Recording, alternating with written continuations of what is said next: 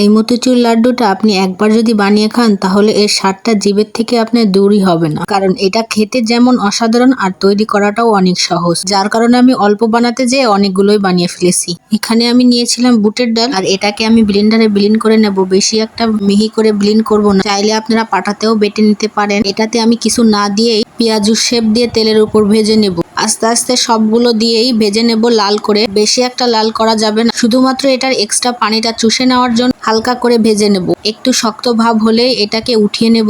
এটাকে দেখাই যাচ্ছে আমি কতটুকু ভেজেছি, বেশি একটা লাল করিনি। আর উঠিয়ে নেওয়ার পরে এটাকে আমি ব্লেন্ডারে আবার একটু ব্লেন্ড করে নেব। আর এই ব্লেন্ড করা ভিডিওটা আমার একটু স্কিপ হয়ে গেছে, তার জন্য দুঃখিত। তারপরে একটা কড়াইতে আমি চিনির শিরা বানাবো, যেটাতে আমি কিছুটা পরিমাণ চিনি নিয়েছিলাম আর চিনিটা একটু ক্যারামেল করে নিয়েছিলাম। ক্যারামেল করলে কিন্তু একটু লাল লাল ভাব হয়। আর তার ভিতরে আমি একটু জাফরানও দিয়েছিলাম। জাফরান দেওয়ার পরে ব্লেন্ড করা বড়াগুলো আস্তে করে ঢেলে দেব কড়াইতে। আর এটাকে আস্তে আস্তে জালে নাড়াতে হবে যাতে করে তলাটা না লেগে যায়। চিনিটা পরিমাণ মতো দিলে কিন্তু এটার মিষ্টিটাও ঠিক মতো হবে। দেখতেই পাচ্ছেন এটার ভিতর থেকে চিনির শিরার তেল একটা ভাব, সেটা আস্তে আস্তে বের হয়ে আসছে আর পানিটা শুকিয়ে আসছে।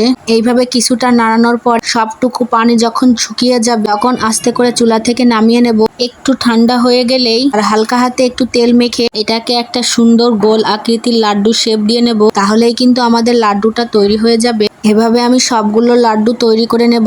দেখেন এটার স্বাদটা যে এত ভালো হয়েছিল, যার কারণে আমি অল্প কিছু তৈরি করতে যে অনেকগুলো লাড্ডুই কিন্তু তৈরি করে ফেলেছি। চাইলে আপনারাও কিন্তু এই সহজ উপায়ে বাসায় বানিয়ে নিতে পারেন।